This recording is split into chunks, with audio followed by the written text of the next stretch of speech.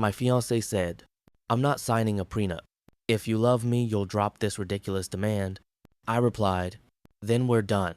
That night I canceled the wedding, the venue, and every contract. 72 hours later, her cousin texted me. She's crying, begging you to talk to her. I'm Ethan, 32, and I need to get this off my chest because I'm questioning everything right now. My world got flipped upside down 8 months ago, and I'm still picking up the pieces. Using a throwaway because my fiancé, ex-fiancé and her family are still monitoring my social media like hawks. I run a small marketing consultancy that I built from scratch over 7 years. Started in my cramped studio apartment, working 18-hour days, living off ramen and determination. My business is worth about $200,000 now. Not huge money, but it's my baby. Every client relationship, every late night strategy session, every dollar earned came from my sweat.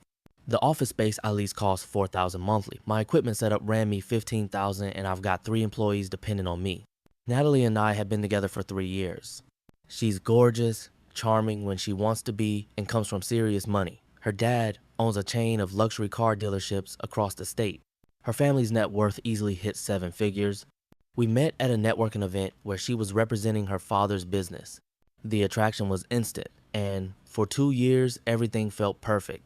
Last October, I proposed with a ring that cost me $12,000, nearly wiped out my emergency fund, but I wanted her to feel special. She said yes, tears streaming down her face.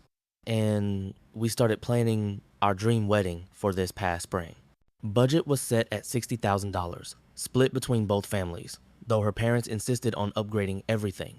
The venue alone jumped from $8,000 to $25,000 because Natalie fell in love with this historic mansion. Here's where things got complicated. My business lawyer, Marcus, pulled me aside in December. He'd been through a messy divorce himself and saw how it destroyed his buddy's landscaping company. "Ethan," he said, gripping my shoulder, "protect what you've built. Get a prenup. It's not romantic, but it's smart." The conversation stuck with me like a splinter I couldn't ignore. I brought it up to Natalie during a quiet dinner at our favorite Italian place in January. The restaurant hummed with conversation, soft jazz playing overhead, candlelight flickering between us. I chose my words carefully. "Nat, I love you more than anything, but I think we should consider a prenup just to protect both our assets going into this." Her fork clattered against her plate. The sound cut through the ambient noise like a gunshot. "Are you serious right now?" Her voice carried that edge I'd learned to recognize, the one that meant trouble brewing. I tried to explain, "It's not about trust. It's about being practical. You come from money. I built my business from nothing. We're both bringing different things to this marriage." She leaned back, arms crossed, eyes narrowing. "So you're already planning our divorce before we're even married? That's what you think of me?" The conversation spiraled from there. She accused me of not trusting her, of being cold and calculating. I tried to emphasize that prenups protect both parties, that her family's wealth deserved protection too. But every word I spoke seemed to dig me deeper into a hole I couldn't climb out of. Over the next month, I researched extensively. I consulted with Marcus, read articles, even talked to a financial advisor. Everything pointed to the same conclusion. Prenups are standard practice for business owners. They're not romantic, sure, but neither are tax returns or insurance policies. Both are necessary protections. I approached Natalie again in February, this time armed with information. I drafted a fair agreement that protected my business while ensuring she'd be financially secure if anything happened. The prenup included provisions for spousal support, shared property acquisition during marriage, and even a sunset clause that would void certain provisions after 10 years. We were in her upscale apartment, floor-to-ceiling windows overlooking the city skyline. The space smelled like her expensive vanilla candles. Everything pristine and coordinated. I spread the documents on her glass dining table, explaining each section patiently. "This clause here ensures you'd receive half of any property we buy together. This section guarantees alimony based on marriage length. And this part," she cut me off mid-sentence, "I'm not signing this, Ethan. Period." My chest tightened. "Can we at least discuss modifications?" "I'm open to changes." "No modifications. No prenup. If you love me, you'll drop this ridiculous demand." She stood up, towering over me in her heels, arms crossed defiantly. That word, demand, hit me wrong. I wasn't demanding anything unreasonable. I was asking for basic financial protection that any business owner should have. "Natalie, this is about protecting both of us. Your parents would probably appreciate." Don't you dare bring my parents into this. Her voice rose sharp enough to cut glass. They think you're being smart, actually. Which tells me everything I need to know about what kind of marriage you want. Wait, her parents thought I was being smart? That was news to me. What do you mean they think I'm being smart? She waved her hand dismissively. They said, and I quote, he'd be stupid not to protect his little business. Little business, Ethan. That's how they see what you've built. Anger flared in my chest, hot and immediate. Not at her parents, they were being practical, but at her dismissive tone. My little business employed 3 people and generated steady, 6-figure revenue annually. It wasn't little to me or to the families depending on those paychecks. So what's it going to be? She asked, tapping her manicured nails against her crossed arms.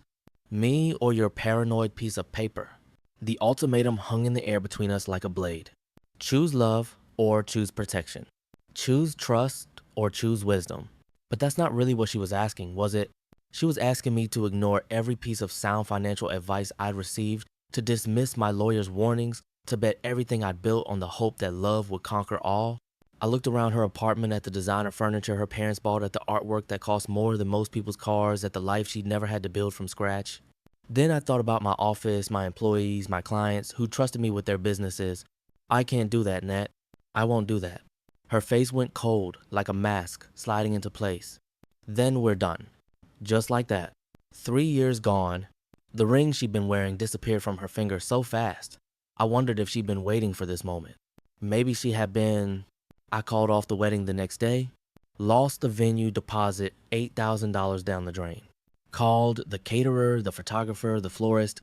Each conversation felt like a small death, explaining that the wedding was off, accepting the cancellation fees that ate into my savings like acid. The first week after the breakup was brutal but manageable. I threw myself into work, taking on new projects, staying at the office until midnight. My employees, Sarah, Mike, and Janet could sense something was wrong but gave me space. The familiar rhythm of client calls and strategy sessions provided a comforting distraction from the hollow ache in my chest. Then the reviews started appearing. Update 1. Thanks for all the support on my original post. Your messages helped me realize I wasn't crazy for wanting basic financial protection. I thought the worst was behind me after calling off the wedding, but I was wrong. Dead wrong. The first bad review appeared on Google 3 weeks after our breakup. 1-star scathing critique of my unprofessional conduct and inability to deliver on promises. The username was obviously fake marketing maven 224, but the review was detailed enough to seem legitimate. It mentioned specific industry terminology and complained about campaign results that sounded plausible to potential clients. I figured it was just one disgruntled person, maybe even a competitor trying to sabotage me. These things happen in business. I responded professionally, offering to discuss any concerns privately, and moved on. Then came review number 2, and 3, and 4. Within a week, my Google rating dropped from 4.8 stars to 2.1 stars. Yelp got hit next, then Facebook, then industry-specific review sites I'd barely heard of. Each review followed a similar pattern: professional language, specific complaints about campaign performance, accusations of poor communication, and missed deadlines. My stomach twisted into knots every morning when I checked my phone. Potential clients were seeing this garbage before they even called me. Sarah mentioned that her friend's company was considering our services, but decided to go with a competitor after reading the reviews online. The reviews were sophisticated too, sophisticated for random trolls. They referenced specific marketing strategies, used industry jargon correctly, and even mentioned fake campaign metrics that sounded realistic. Someone with marketing knowledge was crafting these lies. I spent hours documenting everything, taking screenshots, noting timestamps. The pattern was clear. All the fake reviews appeared during business hours, never on weekends, suggesting someone was making this their day job. I submitted complaints to Google, Yelp, and Facebook explaining the obvious pattern of fake reviews targeting my business. Google's response came back 2 weeks later. After reviewing your complaint, we found these reviews comply with our community guidelines. Translation: we can't prove they're fake. So they're staying up. That's when Mike pulled me aside. He'd been doing some digging on his own, bless him. Boss, I think I know who's behind this. He showed me his laptop screen, a LinkedIn profile for someone named N.B., marketing consultant, with no photo but extensive marketing experience listed. N.B. Natalie Bennett. My hands clenched into fists. She was using her actual marketing knowledge, The degree her daddy paid for the internships at prestigious firms she landed through family connections to systematically destroy what I'd built with my own hands. But wait, it gets worse. I started receiving calls from my bank about irregularities in my credit report. Apparently, someone had been making inquiries about my credit running multiple soft pulls that dinged my score. When I pulled my own credit report, I found 3 new accounts. I'd never opened a department store card, a gas station card, and a cell phone account. The fraud department confirmed what I already suspected. Someone with access to my personal information had been busy. The applications were filled out with my correct social security number, employment information, and previous addresses, information that someone who'd been planning to marry me would definitely have. I spent my lunch breaks on hold with credit agencies filing fraud reports, getting the fake accounts closed. Each call required 30 to 45 minutes of verification questions paperwork and follow-up documentation. Time I should have been spending on client work or business development. My business insurance agent called with concerning news about my policy. Someone had contacted them, claiming to be a former client, threatening to sue for campaign damages. The insurance company wanted to review my policy terms and potentially adjust my rates based on increased risk exposure. I felt like I was drowning in quicksand. Every step I took to fix one problem revealed 2 more underneath. My chest tightened with constant anxiety, sleep became elusive, and I found myself snapping at Sarah over minor scheduling conflicts. Taylor, my college buddy and closest friend, took me out for beers one Thursday night. We sat in our usual dive bar, peanut shells crunching under our feet, the familiar smell of stale beer and fried food providing comfort I desperately needed. "Man, you look like hell," he said, not pulling any punches. "This is eating you alive." I told him everything. The reviews, the credit fraud, the insurance complications. He listened without judgment, occasionally shaking his head in disbelief. "She's really going scorched earth on you," he said finally. "This isn't just anger, this is calculated destruction." That's when it hit me. Natalie wasn't acting out of hurt feelings or broken-hearted rage. She was methodically dismantling my business using every tool at her disposal. Her marketing knowledge, her family's connections, her access to my personal information from our relationship. She was making me pay for choosing my business over her ultimatum. I left the bar that night with a new resolve. If she wanted to play hardball, I'd give her a game she wouldn't forget. Update 2. The harassment escalated beyond anything I could have imagined. Your support has been incredible, but I need to document what happened next because it gets pretty dark. Last month, I discovered someone had created a fake website using my business name with a slightly different domain extension. The site looked professionally designed using my actual logo and photos stolen from my real website. But the content was poisonous testimonials from clients describing failed campaigns, missed deadlines, and unprofessional behavior. The fake website ranked on the 2nd page of Google results for my business name. Potential clients researching my company would find this elaborate lie factory designed to destroy my reputation. The technical sophistication required suggested someone had hired professional help, not just petty revenge from an ex.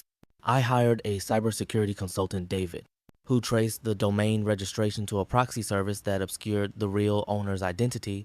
The hosting company refused to take down the site without a court order, claiming they couldn't verify ownership disputes. David's invoice for 3 days of investigation work, $2,800. Money I couldn't really afford to spend. Meanwhile, my actual clients started experiencing problems. Janet overheard a troubling phone call from one of our biggest accounts, Morrison Manufacturing. Their CEO mentioned receiving concerning information about our company's stability and ethics. When I called him directly, he was professional but distant. "Ethan, I got a call from someone claiming to be a former client of yours. They described some pretty serious issues with campaign management and billing irregularities. I'm not saying I believe it, but it raised red flags." My blood ran cold. "Who called you? What specific claims did they make?" I don't feel comfortable sharing details, but they knew enough about our account to sound credible. They mentioned our campaign budget figures and timeline requirements that wouldn't be public knowledge. Someone had been researching my client list and cold calling them with sophisticated lies designed to sound credible. This wasn't random harassment anymore. This was corporate sabotage executed with military precision. I spent that weekend researching every client account looking for security breaches or information leaks. Then I remembered Natalie had attended several client events with me during our relationship. Holiday parties, networking, dinners, casual meetups where business inevitably came up in conversation. She'd make key clients her budget discussions, absorbed details about ongoing campaigns. She was weaponizing our shared history against me. The breaking point came when Sarah didn't show up for work on Monday. She called in, sick voice, shaky and apologetic. When she returned Wednesday, she looked exhausted and kept glancing nervously at her phone. "Sarah, what's going on?" "You've been distracted all week." She hesitated, then pulled out her phone. "Someone's been calling me repeatedly. They claim to be investigating your business for tax fraud and want me to provide information about company finances." My vision went red around the edges. What exactly did they say? They knew my full name. My position here even mentioned my husband's job at the engineering firm. They said I could face legal consequences if I didn't cooperate with their investigation. Ethan, I'm scared. That crossed every line imaginable. Harassing my employee, threatening her with legal consequences, using intimidation tactics against someone completely innocent in this mess. Sarah was a single mom working her way through night school. She didn't deserve to be terrorized because of my personal drama. I called Marcus immediately. "We're done playing defense. I want to sue her for everything.